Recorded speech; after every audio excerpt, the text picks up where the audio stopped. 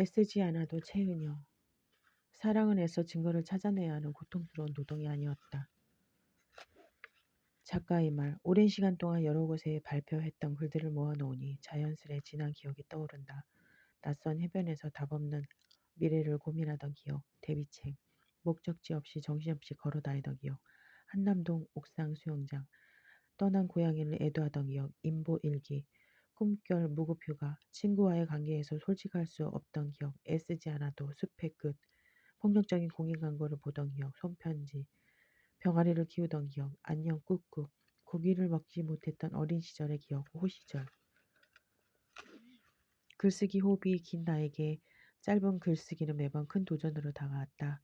의식하지 않으면 몸에 힘이 들어가서 순간순간 멈춰 최대한 힘을 빼고 경직되지 않으려 했다.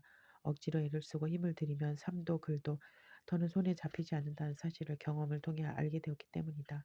있는 모습 그대로를 존중하는 일, 그것이 내가 내 글과 나에게 보여야 할 유일한 태도라는 것을 글을 쓰는 과정을 통해 배웠다.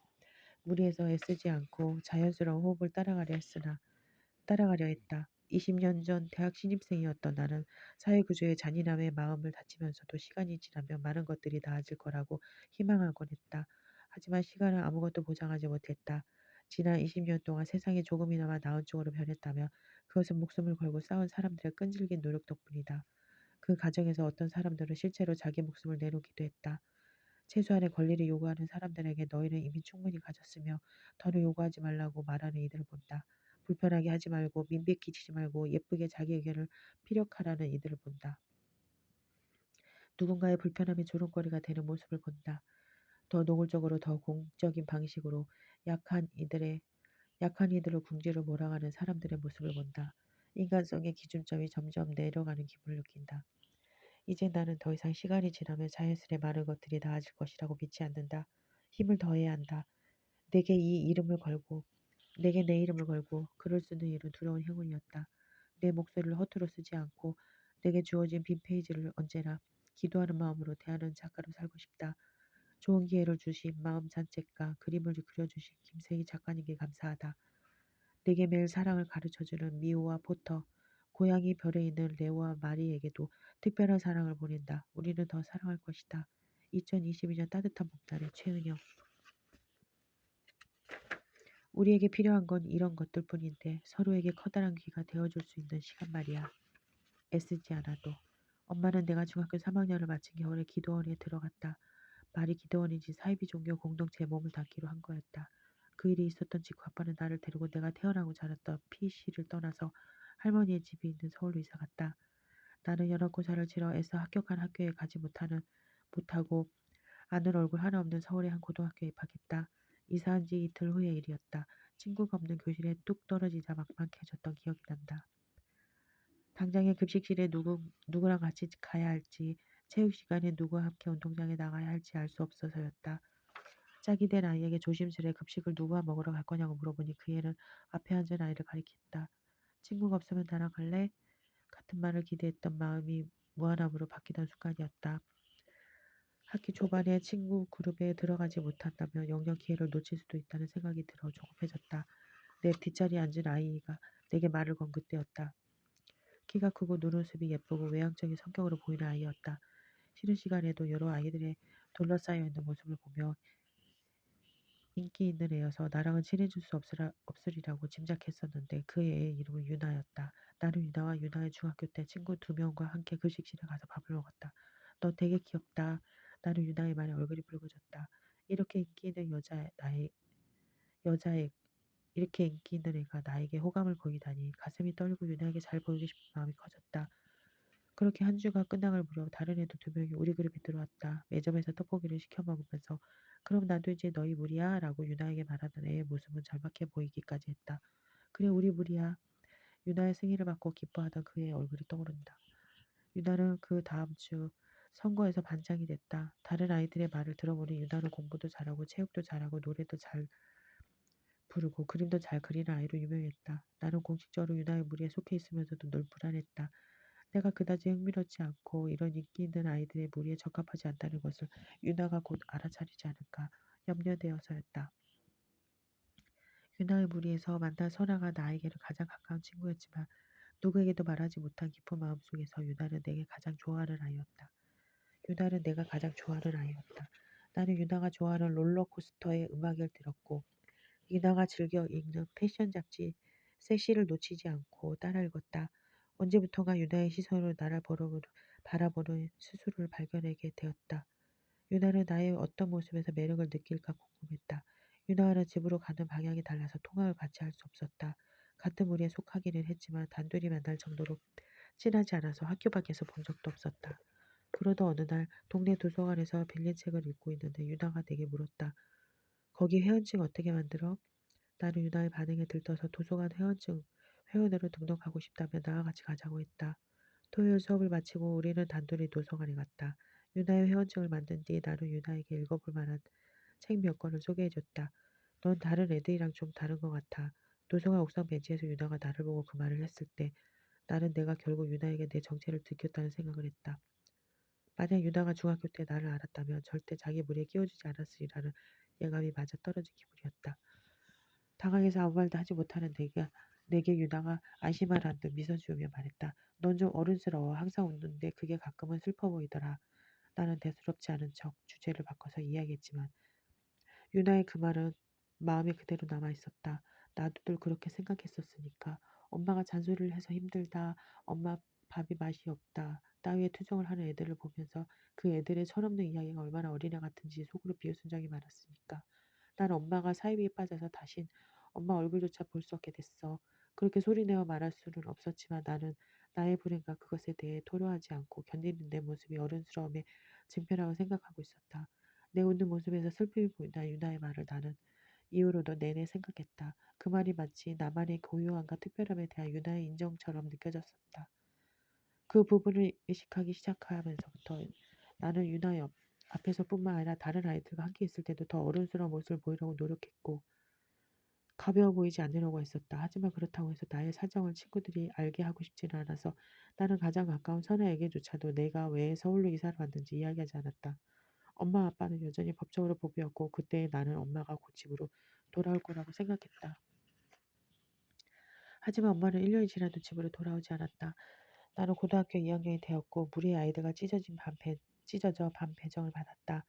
유일하게 같은 반이 된 건 유나였다. 유나는 다시 반장이 되었고 중학교 때 친했던 아이들 2명과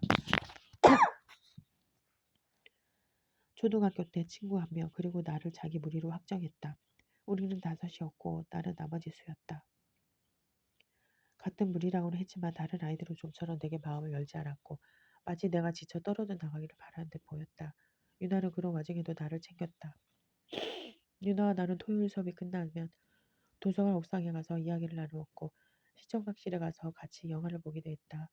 2학년 1학기가 지나면서 나는 엄마가 어쩌면 영원히 돌아오지 않을지도 모른다는 불안한 예감에 사로잡혔다. 그리운 마음은 그 마음의 크기 그대로 분노로 변했다. 1학기 기말고사가 끝나고 방학이 되기 전에 우리는 경주로 수학여행을 갔다. 어떤 사복을 입어야 튀지 않고 촌스러워 보이지 않을지 고민하며 친구들과 이대 앞에 가서 티셔츠와 바지를 고르던 기억이 난다. 경주에 간 우리는 한 유스 호스텔에 도착해서 10명씩 한 방에 들어갔다. 어떤 애가 팩 소주를 몇 개 가져와서 우리는 술을 돌려 마셨다. 팩 입구에 입을 대고 한 입씩 마시는 식이었다. 내 몸에는 알코올을 분해할 수 있는 효소가 없었고 나는 그전까지 내가 그런 사람인 줄 몰랐다. 나는 혼자 걷지 못할 정도로 취했다. 유나는 나를 부축해서 화장실에 데려갔고 토하는 내 등을 두드려줬다. 메스꺼움이 가시자 어쩐지 무척 기분이 좋아졌다. 나를 무겁게 짓누르던 감정이나 생각이 깃털처럼 가벼워지는 느낌이었다. 곁에 있는 유나에 대한 사랑이 쿵쿵거리는 내 심장소리와 함께 피부로 느껴졌다. 평생을 함께한 쑥스러움과 부끄러움이 힘을 잃었고 알 수 없는 용기가 마음 깊은 곳에서부터 피어올랐다. 내가 늘 꿈꾸던 내 모습, 우물쭈물하지 않고 하고 싶은 말을 하는 용기 있는 모습이 겨우 소주 몇 모금에 이렇게 쉽게 주어지는 것이었다. 유나야, 나는 비상후 계단에 앉아서 내 곁에 앉은 유나의 어깨에 머리를 기댔다. 유나는 나를 받아줬지만 그 상황을 달궈하는 것 같지는 않았다. 작은 배에 올라탄 것처럼 어지러운 와중에도 나는 유나가 나와 단둘이 있는 상황을 견디고 있다고 추측했다. 그럼 유나가 내게 바라는 건 뭘까? 나는 고개를 들어서 유나의 얼굴을 봤다. 공기가 꼭 물처럼 일렁이고 있었다. 유나의 얼굴도 또렷하게 보이지 않았다. 넌 내가 왜 서울 왔는지 알아? 모르지. 내가 얘기한 적 없잖아. 선아에게도 하지 않은 얘기야. 내 말에 유나가 흥미를 느끼기 시작하는 것 같아서 그 자리에서 나는 유나에게 숨겼던 내 얘기를 했다. 엄마가 어째서 그 종교 단체에 빠졌는지, 어떻게 서서히 나로부터 멀어졌는지, 결국 어떻게 우리를 떠났는지, 할머니 집이 있는 서울로 이사를 올 수밖에 없었을 때 내 상대가 어떠했는지, 그 사실을 숨기고 지낸 내 마음이 어떠했는지. 유나는 내 말 중간중간 내 마음에 공감해서 제스처를 했고, 나는 내 비밀을 공유한 유나와 예전과는 다른 더 특별한 관계에 진입한 듯한 기분을 느꼈다. 다른 애들에게는 말하지 마. 당연하지. 이건 너랑 나랑 아는 비밀. 나만 아는 비밀이야. 유나는 그렇게 말하고 내 머리카락을 쓰다듬었다. 그간 고생 많았겠다. 그 마음 다 숨기고 사느라 얼마나 힘들었니. 그런 말을 하는 유나를 보며 나는 유나에게 인정받는 기분을 느꼈다. 나는 어른이 되어서야 그때의 내 마음을 돌아봤다. 나는 유나의 공감을 바래서 그 말을 한 것은 아니었다. 나는 유나에게 특별한 사랑으로 인정받고 싶었고, 유나가 나를 다른 아이들을 바라보는 것과 다른 시선으로 바라봐 주기를 바래서 그런 말을 했다. 하지만 수학여행을 다녀오고 나서도 유나와의 관계는 별로 달라진 것이 없었다. 3학년에 올라가서 유나와 나는 다른 반이 되었고, 다른 애들이랑 가끔 보는 것을 제외하고는 둘이 만나지 않았다. 우리는 같은 대학에 같은 단과대학에 입학하게 되었지만 지나가다 인사만 하는 정도의 사이가 됐다. 고등학교 때는 그렇게 특별해 보이던 유나가 대학 캠퍼스에서는 참백한 얼굴로 혼자 다니는 모습을 볼 때면 내가 알던 유나가 얼마나 진짜 유나의 모습에 가까웠는지 궁금하기도 했다. 내가 유나를 유나라는 사람으로 좋아했던 건지 인기 있는 아이여서 선망한 것이었는지 알 수 없었다. 나는 유나에게서 내가 나에게 기대하는 모습을 받는지도 모르겠다고 생각했다. 사람들의 사랑을 받고 돋보이고 무엇보다도 힘이 있는 존재, 누군가에게 끌려가거나 수동적인 위치에 처하지도 않아도 되는 것처럼 보이는 그 애의 힘을 동경했는지도 모르겠다고 말이다. 하지만 여전히 나를 알고 싶었다. 유나는 내게서 무엇을 봤던 걸까? 왜 잘 알지도 못하는 나에게 먼저 친구가 되자고 손을 내밀었고, 그렇게 친절했으며 한편으로는 절대로 내가 자신에게 더 가까이 다가가지 못하도록 했던 걸까? 나는 유나에게 언제나 벽을 느꼈고, 가장 가까워졌다고 믿었을 때조차도 내가 더 가까이 오지 않기를 바라는 그의 바람을 느꼈다. 유나에 대한 사랑은 그래서 나를 상처 입혔다. 대학에 들어가자 유나는 더는 우리 그룹의 모임에도 참석하지 않았다. 나는 캠퍼스에서 그 애를 우연히 만나며 반가운 표정으로 인사를 하면서도 속으로는 차가운 분노를 느꼈다. 대학교 마지막 학기쯤 아빠는 엄마에게 소송을 걸어 이혼을 했다. 엄마는 종교 공동체에서 빠져나올 생각이 없었고, 나는 엄마가 우리에게 돌아오기를 희망했던 마음을 완전히 접었다. 이혼 판결 이후 얼마 지나지 않아 나는 고등학교 친구 선아를 만나서 처음으로 엄마 이야기를 했다. 그간 그런 이야기를 숨겼다는 사실에 많이 놀라고 서운해하지 않을까 걱정하며 이야기했지만 선아는 내 말을 별로 놀라지 않았다. 나는 선아의 표정을 보며 그 애가 이미 이 모든 이야기를 알고 있었다는 걸 느낄 수 있었다. 그리고 내가 그 이야기를 털어놓은 유일한 사람 유다를 떠올렸다. 다 아는 얘기야? 내 무릎에 선아는 고개를 끄덕였다. 그렇다고 너한테 물을 수는 없었어. 소문을 들은 것만으로도 너에게 미안했고, 그런데 선아는 빨대로 커피를 줬더니 말을 이었다. 넌 나한테 하지도 않은 말을 왜 유나한테 했어? 선아의 목소리가 떨렸다. 내가 어떻게 답해야 할지 망설이는 동안 선아가 다시 입을 열었다. 내가 유나를 많이 좋아했던 건 알았어. 유나가 너한테 더 다가갔으면 넌 나랑 놀지도 않았을 거야. 아니야, 무슨 말을 그렇게 해. 그렇게 답하면서도 나를 아마 그랬을 거라고 생각했다. 맞아. 그때의 나는 누구보다도 유나에게 관심받고 사랑받고 싶었어. 그때 애들은 내 어머니 이야기 다 알고 있었어. 내가 그 사실을 아직까지 몰랐다는 게 놀라울 뿐이야. 그런 애한테 내가 마음 준 거 나한테도 상처였어. 그러네? 그래, 걔는 우리를 친구라고 생각하지 않았어. 친절했지만 그 이상 이하도 아니었어. 걔는 진짜 우정을 나눌 능력이 없었지. 그 어린애가 가면을 쓰고 자기에 관한 모든 걸 다 숨기면서 생각해보면 소름 끼쳐. 나는 선아의 말에 고개를 끄덕였지만 선아처럼 유나를 끔찍하게만 여길 수가 없었다. 선아와 만나고 집으로 돌아오는 길에 잊었던 기억 하나가 떠올랐다. 고등학교 3학년 때 내 짝이었던 애가 조심스럽게 내게 우리 엄마에 대해 물었던 장면이었다. 너희 엄마가 종교단체에 사셔? 그 애는 분명히 내게 그걸 물었다. 아니, 그게 무슨 말이야? 나는 그렇게 답하고 대수롭지 않은 척 문제집에 시선을 뒀다. 당연히 유나가 속으로 퍼뜨렸다는 걸 알았어야 했지만 나는 그때 유나를 조금 더 의심하지 않았다. 유나가 우리만의 비밀을 이야기거리를 만들 거라고 믿을 수가 없었기 때문이었다. 그 기억을 떠올리고 나서야 나는 오래전에 흘려야 했던 눈물을 흘렸다. 그 이후 나는 내게 손을 흔드는 유나의 인사를 받지 않았다. 맞은편에서 유나의 모습이 보이면 유나가 나를 이미 보고 있는 상황이어도 등을 돌려서 다른 길로 갔다. 유나도 유나였지만 그런 유나를 진심으로 믿고 좋아했던 더 가까워질 수 없어 안타까워하던 과거의 나를 용서하기 어려웠다. 그래, 넌 날 우습게 봤어. 내가 나보다 잘났으면 얼마나 더 잘났길래 사람들 마음 가지고 놀아? 유나에게 느꼈던 선망은 내 오래된 열등감의 다른 말이었다. 나는 유나를 증오하고 나서야 그 사실을 받아들일 수 있었다. 유나는 대학을 졸업하고 회계사가 되었다고 했다. 그 후로도 나는 가끔 동창들을 통해 유나의 소식을 들었다. 일을 열심히 한다고 고등학교 동창들과는 잘 만나지 않는다는 이야기였다. 나는 광고회사에 들어가서 20대 내내 일하다가 아이가 초등학교에 들어갈 무렵 회사를 그만둬야 했다.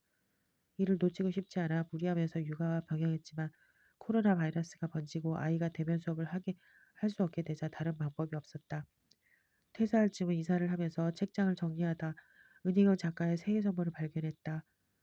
책 커버를 열자 그곳에 오래 잊고 있었던 유나의 글씨가 보였다. 생일 축하해. 우리 더 친하게 지내자. 내가 내 친구여서 기쁘고 고마워.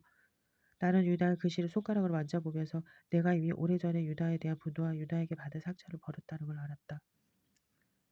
나는 그 시절 유나에 대한 자격지심 때문에 나를 좋아한다고 고백하는 유나의 말을 단 한 번도 고지고대로 듣지 않았었다. 유나를 너무 좋아한 나머지 유나와 함께 있을 때 자연스러워질 수가 없었다. 나는 유나가 나를 더 가까이 오지 못하게 했다고 생각했지만 더 많은 시간이 흐르고 보니 먼저 다가온 쪽은 언제나 유나였다. 친구가 되자고 했던 것도 도서관에 가자고 했던 것도 좋아한다고 더 가깝게 지내고 싶다고 표현한 것도 언제나 유나였다. 유나가 무슨 마음으로 내 비밀을 퍼뜨렸는지 나는 여전히 이해할 수 없다. 하지만 유나가 겉과 속이 달라서 교활해서 내게 상처를 주고 싶어서 의도적으로 그런 행동을 했다고 단정짓고 싶지 않다. 설령 그랬다고 하더라도 유나가 내게 악감정을 지졌었다고 하더라도 그럴 수 있다고도 생각했다. 그때 우리는 사랑과 증오를 선망과 열등감을 순간과 영혼을 얼마든지 뒤바꿔 느끼곤 했으니까 심장을 줄 수도 있다고 생각한 사람에게 상처 주고 싶다는 마음이 모수처럼 느껴지지 않았으니까 영원히 용서할 수 없으리라고 생각했었는데 유나에 대한 나의 마음은 그게 어떤 모습이든 늘 과하고 넘친다고 생각했었는데 나는 이제 애쓰지 않아도 유나를 별다른 감정 없이 기억할 수 있다. 아마 영원히 그 애를 이해할 수는 없겠지만 그런데도 나는 여전히 알고 싶다. 유나는 나를 어떻게 기억하고 있을까? 그 애는 지금의 나를 어떻게 생각할까? 데비챙. 나는 데비를 이탈리아의 작은 마을 오르비에토의 종탑 위에서 만났다. 종탑 꼭대기에 다다르기 위해서는 나선형의 좁고 가파른 계단을 오랫동안 걸어 올라가야 했다. 숨을 몰아쉬며 다다른 꼭대기에는 가이드북에서 사진으로 봤던 커다란 종이 있었다. 종에 가까이 다가가서 까치발을 하고 종의 내부를 살펴보고 있는데 반대편에서 누군가 나를 향해 외치는 소리가 들렸다. 소리가 나는 쪽으로 시선을 돌리니 깡마르고 까무잡잡한 동양인 남자애가 하나가 내 반대편에서 자기 쪽으로 오라고 손짓하고 있었다. 나 말고 다른 사람이 더 있나 두리번거리자 그 애는 두 손으로 귀를 막는 포즈를 취했다. 그때 종이 울리기 시작했다. 머리가 깨질 것 같은 소리였다. 나는 그 소리에 얻어맞은 것처럼 자리에 쪼그리고 앉아 귀를 막았다. 종은 쉬지 않고 한동안 계속 울리더니 곧 그쳤다. 종소리가 그치고 자리에서 일어나자 그 남자가 내 쪽으로 걸어왔다. 너 괜찮아? 그 애를 그렇게 묻더니 자기 손목시계를 가리키며 한시야라고 내게 말했다. 자기는 곧 종이 칠 걸 알고 멀찍이 떨어져 있었다면서 그런 말을 하는 그 애를 나는 견눈질로 뜯어봤다. 나도 형색이 초라한 배낭 여행객이었지만 그 애의 모습은 독보적이었다. 까마른 몸에 무릎까지 오른 아디다스 반바지와 검은 민소매 티를 입고 있었는데 선크림을 바르지 않았는지 목과 팔 부분에 피부가 벗겨져 있었다. 미처 벗겨지지 않은 죽은 피부가 팔에 지느러미처럼 붙어서 바람이 불 때마다 팔랑대기까지 했다. 껍질이 벗겨진 부분의 팔이 햇볕에 붉게 익어 있었다. 이 상태라면 다음 단계로 물집이 생길 것이 뻔했다. 내 피부가 벗겨진 것 같아서 나는 이상을 찌푸렸다. 선크림을 안 쓰니? 아파 보여. 나는 그 말을 하며 가방에서 선크림을 꺼내 그 애에게 건넸다. 그 애는 선크림을 한 손에 쭉 짜더니 얼굴과 팔, 목에 조심스럽게 발랐다. 자기는 원래 한여름에도 선크림을 안 바르는데 이탈리아의 태양이 상상 이상이라면서 태연하게 말했다. 그거 그냥 내가 가져가. 난 선크림 말아. 진짜 안 그래도 되는데. 말은 그렇게 하면서도 그 애는 자기 배낭에 선크림을 넣었다. 나는 데비야. 너는? 나는 남이야. 한국에서 왔지? 응, 너는 홍콩. 우리 천천히 나선형 계단을 올라오면서 별다른 말을 하지 않았다. 시계탑 밖으로 나와서 나는 그에게 작별 인사를 하려 했다. 이제 어디로 갈 거야? 그의 질문에 대답하려는 순간 뜨겁고 축축한 뭔가가 머리 위로 떨어졌다. 새똥이었다. 내가 당황해서 가방에 있던 껍데기를 머리카락으로 가져다 대자 그 애가 자기 주머니에서 티슈를 꺼냈다. 그 애는 내 머리카락을 몇 가닥씩 들어 올리면서 침착하게 내 머리카락 위에 새똥을 닦아내기 시작했다. 그러더니 가방에서 물병을 꺼내서 티슈에 물을 묻혀 더 꼼꼼하게 내 머리카락과 두피를 닦았다. 나는 몇 번이나 고맙다는 말을 하면서 얼굴을 붉혔다. 아무리 닦아냈다고 해도 그 상태로 다시 대중교통을 이용할 수 없어서 나는 데비와 슈퍼마켓을 찾아가 샴푸를 사고 공중 화장실 세면대에서 머리를 감았다. 데비 가방에 있던 스포츠 타올로 물기를 닦아낼 수 있었다. 두오모가 보이는 길가 벤치에 앉아서 오후에 태양볕에 머리카락을 말리는 동안 기분 좋은 바람이 불어왔다. 거기에 앉아서 나는 데뷔가 23살로 나와 동갑이며 기계공학을 전공하고 비행기 정비사 준비를 하고 있다는 이야기를 들었다. 그 애는 시네마 천국을 보고 이탈리아를 여행해야겠다고 마음먹은 지 일주일도 되지 않아 로마에 도착했다고. 여행을 시작한 지 며칠 되지 않았고 남은 시간 동안 시칠리아까지 내려가면서 이탈리아의 크고 작은 도시를 둘러볼 거라고 했다. 난 어제 도착했어. 오늘이 둘째 날이야. 왜 로마 구경을 안 하고 근교로 왔느냐고 물어볼 줄 알았는데 레비는 그렇지 않았다. 나는 그 애에게 취직을 준비하고 있으며 종종 새통을 만든다고 나를 소개했다. 가장 싼 티켓을 사서 타이베이와 방콕에서 2번의 경유를 했고 인천에서 로마까지 24시간 걸렸다는 말도 했다. 90년대 홍콩 영화를 좋아하고 특히 장만옥을 좋아한다고 하자 데뷔 얼굴에 반가운 미소가 어렸다. 어릴 때 장만옥을 본 적이 있어. 뭐? 아버지가 방송국에서 카메라맨으로 일하셨거든. 놀러 가서 봤었어. 진짜야? 응, 나한테 사탕도 주고 말도 걸어주고 그랬어. 거짓말 아니지? 응. 나는 그 애에게 내가 왜 장만옥을 좋아하는지 흥분해서 말하기 시작했다. 좋아한다기보다 사랑한다고 해야겠지. 처음 그녀를 스크린에서 봤을 때 나는 사랑에 빠졌어. 저음의 목소리하며 웃을 때 살짝 한쪽으로 올라가는 입꼬리의 아름다운 눈썹.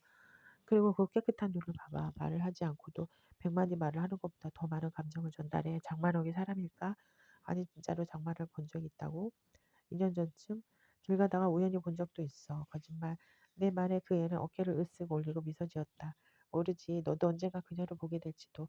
그 말에 나는 헛웃음을 지었다.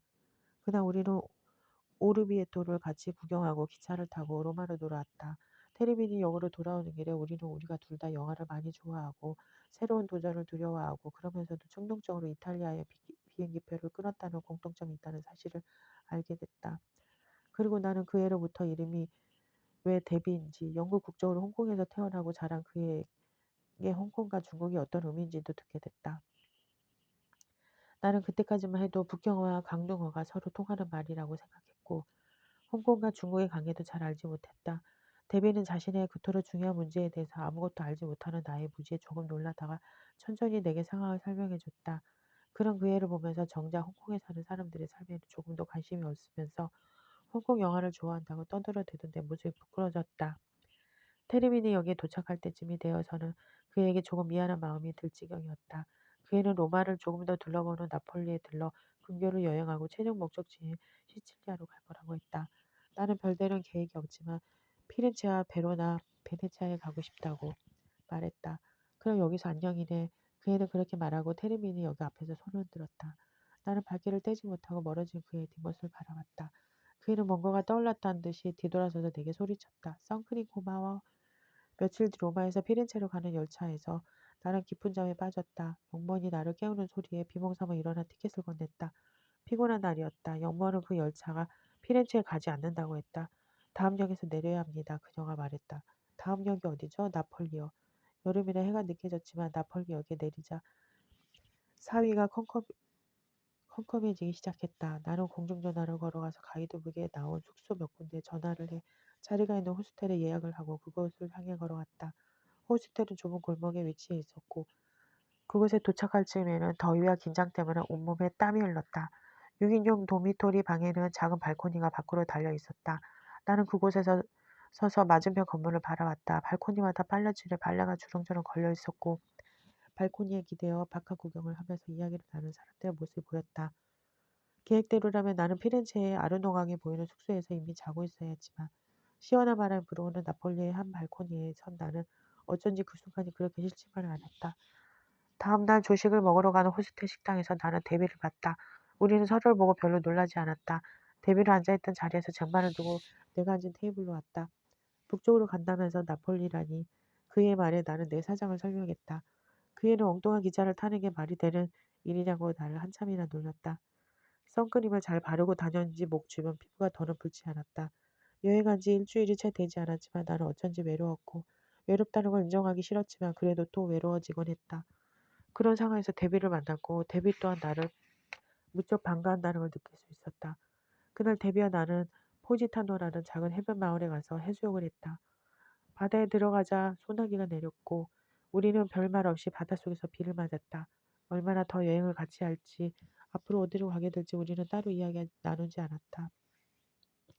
다음날 우리는 폼페이에 갔고 그 다음에는 카프리섬에 갔다. 카프리섬의 정상에서 데뷔는 내게 사랑하는 사람이 있으며 언젠가 그 사람과 결혼해서 이곳으로 신혼여행을 올 거라고 선언했다. 여자친구가 아니라 사랑하는 사람이라니 결혼이라니 그런 데뷔가 그때 내 눈에는 순진하고 촌스럽게까지 보였다. 데뷔와 나는 여행의 궁합이 잘 맞았다. 예상 규모와 씀씀이가 비슷했고 유명한 관광지를 가는 것보다는 골목길을 헤매는 것을 더 좋아하는 취향이 그랬다. 입맛도 비슷했고 커피를 못 마시고 라거 맥주를 좋아하는 것도 같았다. 하루를 마치고 호스텔 주방 식탁에 앉아서 우리는 머리를 맞대고 하루 동안의 지출을 검토했다. 센트까지 반반으로 나눠 정리가 끝나고 나면 데뷔는 그 사랑하는 사람에게 편지를 쓰기 시작했고 나는 나는 샤워를 하고 잠자리에 들었다. 우리는 정해진 예산을 초과하지 않으려고 가전수를 썼고 슈퍼에서 쌈빵과 잼으로 샌드위치를 만들어 점심으로 먹는 식으로 여행을 했다. 생수를 사는 것이 아까워서 분수대에서 나오는 물을 마시는 정도였는데 그런 와중에도 데뷔는 자신의 사랑을 위해 아기자기한 기념품들과 엽서를 꼬박꼬박 샀고 우표를 사서 도시를 떠날 때마다 홍콩에 편지를 붙였다. 시칠리아로 가는 기차 안에서 데뷔는 내게 그녀에 대해 이야기해줬다. 메시나 해협을 건너는 동안 데뷔의 이야기를 들으며 나는 얼굴도 본 적 없는 그녀에게 호감을 느꼈다. 그리고 데뷔가 그녀를 한 사람의 인간으로 존중하고 지지하고 있다는 것도 느꼈다. 처음 데뷔가 사랑이라는 말을 입에 올렸을 때 거부감을 느낀 건 내게 사랑을 고백했던 남자들과의 기억 때문이었는지도 모른다는 생각이 들었다. 너를 사랑하는 나의 도취한 모습과 그 고백을 받아들이지 않았을 때 내가 원하지 않는 방식으로 내게 감정을 강요하던 남자들에 대한 기억이 내 안에서 사랑이라는 말을 오염시켰기 때문이었는지도 몰랐다. 사랑이라는 말이 꼭 협박처럼 느껴져 마음 깊은 곳에서 떨었던 기억이 잊히지 않았기 때문이다. 우리는 시네마 천국의 주 무대가 된 체팔리에 도착했고 이탈리아 본토의 작은 마을과도 다른 느낌이 드는 평화롭고 조용한 마을이었다. 아이들을 데리고 바닷가에 놀러온 젊은 부부를 보며 데비는 내게 말했다. 자기도 저런 가족을 꾸리고 싶다고. 살면서 꿈이 하나 있다면 자신만의 가족을 가져보는 것이라면서 아내와 아이들에게 무조건적인 사랑을 주고 싶다고 말했다. 너도 자라면서 외로움을 많이 느꼈니? 그렇게 따로 묻지 않았건 외롭지 않았던 사람들에게 사랑이 넘치는 가족이란 꿈처럼 대단한 목표가 아니라 공기나 물처럼 당연히 주어지는 것이기 때문이었다. 넌 정말 낭만주의자인 것 같아. 벌써 애들 이름도 지어둔 거 아니야?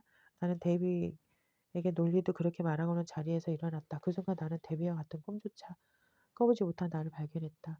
안정적인 직장을 잡고 누구에게나 아쉬운 소리 하지 않고 노후까지 돈 걱정 없이 사는 것이 내 유일한 목표이기 때문이었다.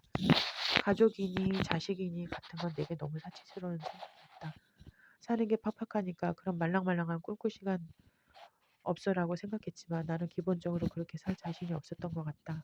그런 삶을 원하나 원하지 않나 라는 질문에 나는 제대로 대답할 수 없었다. 내가 무엇을 원하는지 제대로 알지 못했기 때문이었다. 우리는 열흘을 같이 여행했고 내가 먼저 이탈리아를 떠났다. 팔레르모의 버스 정류장에서 데뷔는 엽서 한 장을 건넸다. 오르비에토의 종탑이 수채화로 그려진 엽서였다. 버스에 오르면 나는 그에게 손을 흔들었다. 고작 열흘간 같이 여행했을 뿐이었는데 이상하게 정이 많이 들어서 목이 잠겼다. 버스에 올라타서 공항으로 가는 길에 나는 조금 울다가 데뷔가 준 엽서를 읽었다. 새똥을 조심해. 엉뚱한 기차를 타지 마. 동행이 되어줘서 고마웠어. 엽서의 말미에는 데뷔의 이메일과 블로그 주소가 적혀 있었다. 데뷔는 영어로 영화 리뷰를 쓰는 블로거였다. 우리가 만난 2005년까지만 해도 100편이 넘는 리뷰가 올라와 있었고 적어도 일주일에 2번은 새 글이 올라왔다. 꽤 재미있는 글들이어서 따라 읽고 영화에 대한 내 의견을 댓글로 달기도 했다. 우리는 종종 이메일 주고받았고 얼마 지나지 않아 둘 다 대학을 졸업했다. 데뷔는 비행기 정비사로 바로 취직을 했지만 나는 대학을 졸업한 후에도 1년 반 동안 취업을 준비했다. 26에 겨우 들어간 회사에서 상처를 많이 받았는데 그 직장이 아니고서는 대안이 없다고 생각해서 참고 다녔던 것이 정신적으로도 신체적으로도 좋지 않은 결과를 줬던 것 같다. 적어도 3년은 참고 경력을 쌓아 이직을 하자고 생각하면서 왕복 3시간의 통고를 하는 동안 나는 한없이 날카로운 사람이 되어갔다. 데비아의 이탈리아 여행을 떠올리면 늘 양가 감정이 들었다.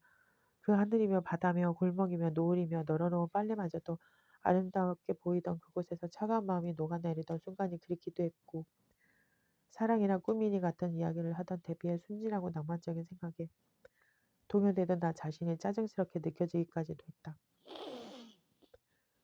그런 이야기도 결국 자기 기술이 있고 직장을 잡을 능력이 되는 사람이었기 때문에 지닐 수 있는 여유였다는 생각이 들었던 것이다. 데비가 블로그에 추천한 영화들과 그의 따뜻하고 섬세한 평가들이 눈에 거슬리기 시작했다. 27에 내가 입사 2년차의 힘든 시기를 보내고 있을 때 데비는 내게 이메일로 청첩장을 보냈다. 사랑하는 사람과 결혼을 하게 되었으니 축하해달라는 말이었다. 청첩장 속 데비의 사진은 내가 알던 그의 모습이 아니었다. 얼굴과 몸에 살이 붙어서 더는 깡마른 모습이 아니었고 단정하게 정리한 머리카락에 무엇보다 표정에서 여유가 묻어나왔다. 데비의 여자친구는 데비보다 2살이 더 많았고 그의 물리학으로 박사학위를 받았다고 했다. 데비가 그녀를 얼마나 자랑스러워했을지 나는 눈을 감고도 그의 표정으로 그려볼 수 있었다. 꿈을 이룬 것을 축하해, 데비. 거기까지 쓰고 나는 생각했다. 데비, 나는 다시 잘못된 기차에 탔어. 데비는 자기 인생에서 무엇을 원하는지 정확히 알고 있었고 그것을 이뤄낼 수 있다는 낙관을 지니고 있었다. 그것이 데비와 나의 결정적인 차이였다. 사람은 자기보다 조금 더 가진 사람을 질투하지 자기보다 훨씬 더 많은 가진 사람을 질투하지 않는다고 한다. 그래서 나는 데비를 질투할 수조차 없었다.